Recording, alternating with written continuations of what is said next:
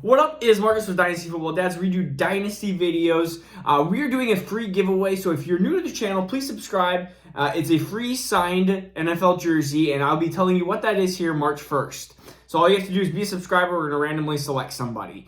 And then, so we're going to be going through a different type of video here today. We're going to be going through the top 24 players of strictly 2021. So primarily, you would say this is a redraft. And the reason for that is you want to buy some of these players now so you can potentially sell mid-season or later in season, or you want to maybe have some of these names to acquire mid-season.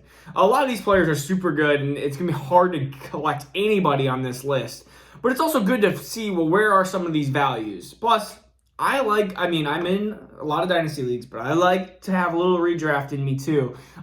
That's where everything started, and that's where I just that's what I like. I like it. So we're gonna go through. I have a tier 1 here, and there's 4 players in my tier 1, and it's all running backs.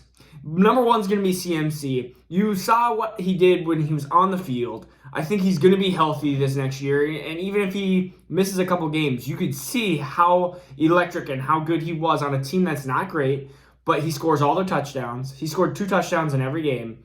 He is my easy, clear number 1. If you go to the board in standard or PPR and you this is half point, by the way, and you don't pick CMC, I would just bow out. Bow out of the league. I mean, CMC is who you should select. Number 2 is going to be Dalvin Cook. Of course, I'm a Vikings fan. Dalvin Cook is one of those players that we know has issues with health. He's missed a couple games every year, but he is dynamic. He's a really good rusher, really good receiver. They utilize him a ton in that offense, and ultimately their offense is going to change much from 2020 to 2021. That's what you want. Number 3 is going to be Camara. I know that this is kind of maybe controversial because there's some running backs that people like ahead of him because we don't know who his quarterback's going to be. And they say, well, when Taysom Hill's there, Kamara's not as good. But Kamara's super talented, and I still think points per touch and everything like that, he's way up there, and there's no reason for him not to at least have a really good top 7-8 season, and that's why he's here. He's safe, and I like safe running backs that are utilized in rushing and receiving. Number 4, this is where probably a lot of people have number 3, but it's King Henry, Derrick Henry. Ultimately, 2,000 yards rushing. You can't go wrong with how much they utilize him. I mean, he's getting 20, 25, 30 carries, and they, again, utilize him a ton in the offense. They just don't use him in the receiving game, but that's fine when you get 2,000 yards rushing. Like, it's fine. So those are my top 4, and if somebody wanted to move Henry up to 2 or Cook down to 4 or whatever it is, that's fine. But then we have a 5 through 10 tier here. And so there's a couple running backs, wide receivers, and maybe a different positional player you have to see. Number 5 is going to be Nick Chubb. And I know a lot of people are like, well, he doesn't really receive the ball as well. Yes, I know that, but he is the best pure running back in the NFL. And Pro Football Focus has said that the last couple of years too. Yards after contact, yards on per rush that he's supposed to get. Like, there's all these like different little tiny metrics that he's just like the elite at. And so that's why I picked Nick Chubb. I know what I'm going to get from him when he's healthy like he was last year. He's just super consistent, and he's good. And with Stefanski's offense, they're going to use him in the rushing game a lot. So number 6 is going to be Jonathan Taylor. And yeah, he's this high on my list. Ultimately, you're going to see that same type of offensive style in Stefanski's offense as you are in Frank Wright's offense, where they're going to use a lot of running, and then they'll just use Carson Wentz as that play-action quarterback, and they'll use Carson Wentz in different ways, but ultimately, like throwing more to the tight end and stuff like that. But anyways, Indianapolis' offense is going to be relatively what it was the second half of 2020, and that's why Jonathan Taylor's up here. And if he produces like he did the second half of 2020, he may be in tier 1. So there's that. Number 7, Saquon Barkley, and my biggest concern is just injuries, recovering from ACL. I think he's going to start slow to 2021. So if you're looking at trading into 2020, if you're like a couple weeks in, you might know that like Barkley might be running back 12, and we're sitting here going, Okay, well, that's not really a good point to trade him. That'd be a point to trade and get him, but not to trade him away. So that's why at number 7, this is where he kind of lies. I mean, he's the last running back I'd rather have over all the other positional players. And so that's what puts me to 8. And number 8 is going to be Devante Adams. I mean, we're talking over a touchdown a game. He's utilized totally in the offense and in the red zone. He's ultimately, in my mind, close to being the best wide receiver. There's realistically like 2, and it's Hopkins or Adams, and it just depends on what type of kind of wide receiver you like. They're the talent-wise, the best wide receivers right now in the game. So I'm going to pick Adams, and we know what we're going to get from him. When he's healthy, he's a top 3 wide receiver in fantasy. And he's up there in Dynasty as well. So number 9, this is a close one. A lot of people picked him wide receiver 1, but it's Tyrique Hill. And we know what kind of offense that Pat Mahomes is going to have. Tyrique Hill was actually consistent last year. We were always scared of the 60, 70, 80-yard plays, touchdowns, and then all of a sudden the next game we were worried they was going to get like 2 catches for 20 yards. But that's not how they utilize Hill. They utilize Hill a ton. And honestly, Adams and Hill are so close that if you flip-flopped them and you liked Hill better, that's perfectly fine in my opinion. But they're both like easily in my tier alone with wide receivers of where they're at right now. They're both prime age. Everything is perfect with them. Number 10, this is where we get a little interesting. It's going to be Travis Kelsey. And the reason for Travis Kelsey here is we know what value you're going to get compared to other positional players. So if you drafted Travis Kelsey, number 10 overall here, I think you can patch together some running backs and wide receivers. Definitely, especially if you're following videos of like our channel and other channels that do either redraft or even in Dynasty. I feel like you can put together some other positional players, and even if they're not as good as your opponents, you are usually winning that tight end battle by so much that he's just a positional player that even in redraft here or 2021 rankings, like number 10, like that again might be too low. If he has again a year like he did last year, we might be talking about one of the best values because it's Kelsey, then it's Kittle. Kittle's pretty far, a little bit down there. I mean, when healthy, but Kittle's had the huge injury risk. And then it's Waller, and then it's just a huge floor down. Like you're talking like half the points. So Travis Kelsey right here, this is where we're going to go with. And then I didn't really separate this into tiers because really I look at it and 11 through 24, there's a lot of players that I like very similarly right now. I say similarly kind of weird, but that's fine.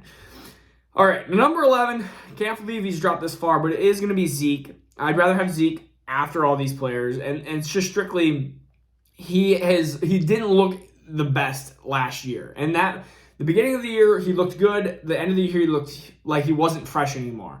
My concern for 2021, again, is he's going to look good in the beginning, and then towards the end, he might wear off just because of the touches that he's had on his NFL body. He's a very physical running back, and ultimately, that is, I think they're going to they're going to put more on Tony Pollard's shoulders, and I think that is going to be why Zeke is just not going to be as efficient, and he's going to move down a little bit here.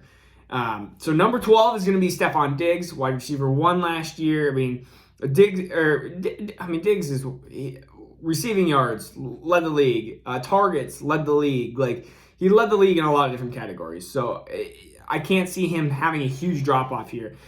Diggs is the only wide receiver, by the way, that I would even put close to Adams and Hill. That's how big of a gap there is right now. And at number 13, I'm going to have A.J. Brown. We saw what he did in 14 games. He had surgery on like both his knees, and he's still going out there and had over 1,000 yards in 14 games. He's a beast. And ultimately, besides Henry, they use A.J. Brown a ton in that offense. And Corey Davis might be gone, so probably will be gone. Let's be honest. They didn't sign his 5th-year option. Probably will be gone. Number 14, it's going to be Deandre Hopkins, and we have actually a wide receiver run here.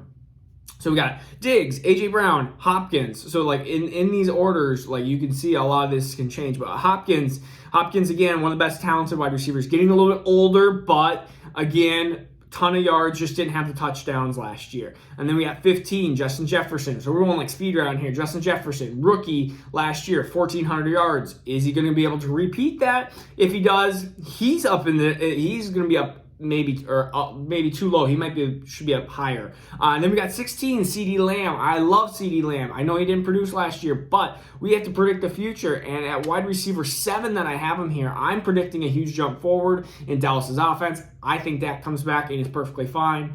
With the contract situation in Dallas with Dak, that's a whole nother mess. But right now, CeeDee Lamb, number 16, number wide receiver 7 on the list. Number 17, DK Metcalf. I didn't like how he ended the last part of the 2020 season. Again, started off hot, then finished slow. Russell does it every year. Are we going to keep having these issues? Is DK a buy?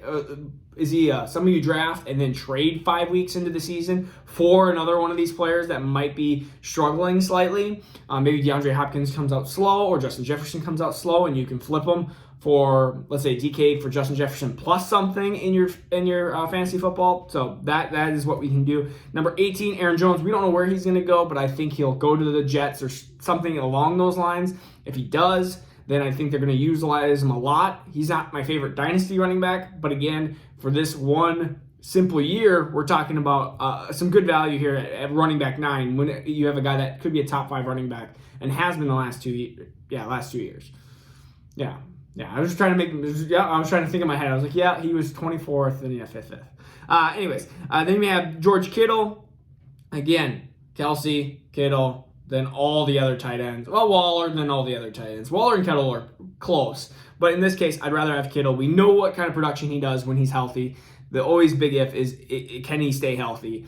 I think San Francisco's like a cursed land over there. So it scares me a little bit having Kittle this high, but it is what it is. I mean, we know Kittle can have over 1,000 yards and be a red zone monster if he stays healthy. And then this is where I do love some of these like second-year running backs, which 20, 21 are going to be J.K. Dobbins, DeAndre Swift. Again, I told you in Dynasty that either or, like I like them both, but running back 10, running back 11. If you're looking at this draft kind of in a snake draft form, you're looking at Camara and Dobbins or like Henry and Swift, and I would love to start with that, and then we can start getting into some of these wide receivers that may fall into that third round that are going to be huge value. And like right now, I haven't even said like Calvin Ridley and Michael Thomas, which we're going to be talking about them really soon here. But like, so my next player is Calvin Ridley at wide receiver 9, and so you might see even him.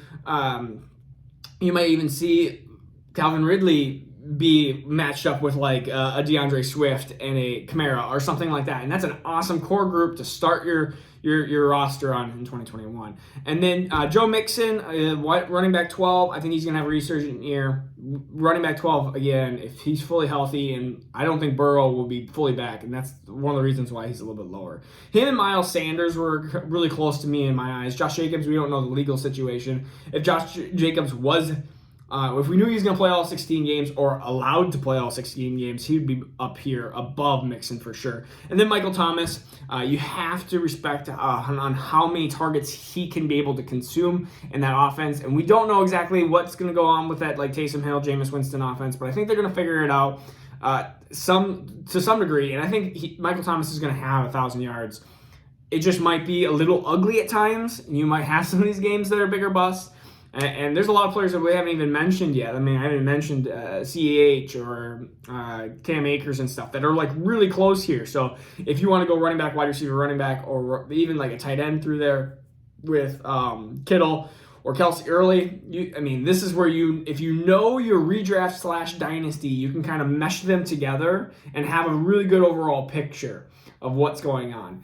Soon here, I'm actually I have a group of people that we're gonna be, I'm gonna send some polls, and we're almost gonna do like a mock draft that way based on percentages. It may not make sense now, but I will send it out here. I'm gonna start creating it soon. I want to see where consensus are on I guess better-minded dynasty players are on what the rookies are going to go for. That's going to be my next type of project here. And it may take me a couple days. Maybe it takes me a week to try to gather up those selections, but that is going to be my next thing. So this is Marcus with Dynasty Football Dads. If you haven't subscribed yet, please subscribe and get ready for that free jersey giveaway this next month in March. All right, take care. Hope you enjoyed the video.